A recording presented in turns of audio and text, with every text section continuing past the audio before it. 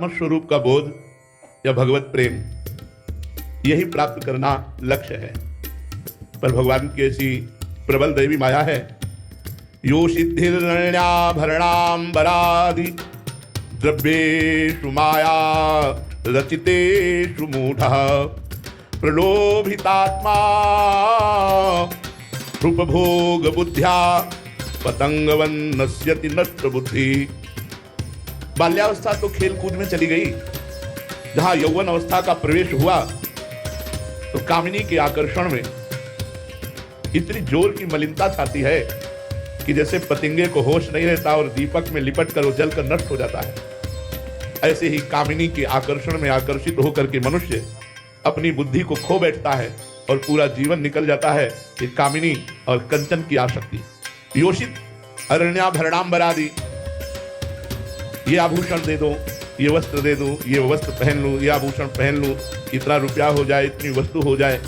कहाँ हम जन्म लिए हैं भगवान की प्राप्ति के लिए, उस परमात्मा की प्राप्ति के लिए। 83,99,999 योनियां, ये सब भोग योनियां हैं। मनुष्य योनि भोग योनि नहीं है। मनुष्य योनि है पुरुषार्थ परायण होकर के भगवत प्राप्ति करना। ऐसे बनो जैसे समुद्र में चाहे बाढ़ युक्त नदियां जाए तो समुद्र कभी बढ़ता नहीं, और चाहे गर्मी में सूख जाए तो भी समुद्र में कोई फर्क नहीं पड़ता।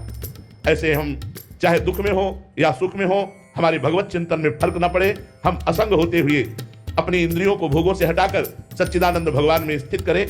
उन्हें ही राम कहते हैं, उन्हें ही कृष्ण कहते हैं, उन्हें ही वाहिगुरु कहते हैं, उन्हें ही देवी कहते हैं, उन्हें ही सब रूपों में वही रमा है, दूसरा कोई नहीं है। यदि भजन नहीं किया तो इसका घाटा किसी भी योनि में पूरा होने वाला नहीं। अभी मनमानी आचरण करके मूढ़तावश, भोगों की प्रीतावश हम अपने समय को एक एक सेकंड जो हमारा अमूल्य है भगवत चिंतन नाम जब छोड़कर सांसारिक चिंतन और भोग चिंतन करते हैं, ये हमारी बहुत बड़ी मूढ़ता है, बहुत बड़ी हानि है।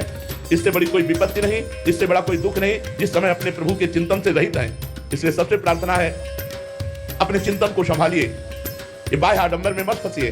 कोई किसी के दुख को नहीं मिटा सकता, आपका साधन ही दुख को मिटा सकता है। आप स्वयं साधना कीजिए, आप स्वयं परमार्थवान बनिए, भगवान नाम जप कीजिए, कोई नशा मत कीजिए, गंदे आचरण मत कीजिए। आपके सारे दुख, अशांति, चिंता, शोक ये सब नष्ट हो जाएंगे। यदि आप चिंतन नहीं करते परमात्मा का तो आपको बाहरी कोई भी चाहे जितना वादा करे आपके दुखों को नहीं मिटा सकता। वो भले आपसे पैसा लूटने के लिए आपको प्रलोभित करे। इसलिए हमारी प्रार्थना है, हमारा शास्त्र कहता है, हमारी गुरुवाणी कहती है, हमारे संतों की वाणी कहती है कि संत सेवा और भगवान नाम जप ये दो प्रधान साधन हैं जिनके द्वारा हम भगवत प्राप्ति कर लेते हैं। साधन को हरिभजन है, कह सत्संग सहाय।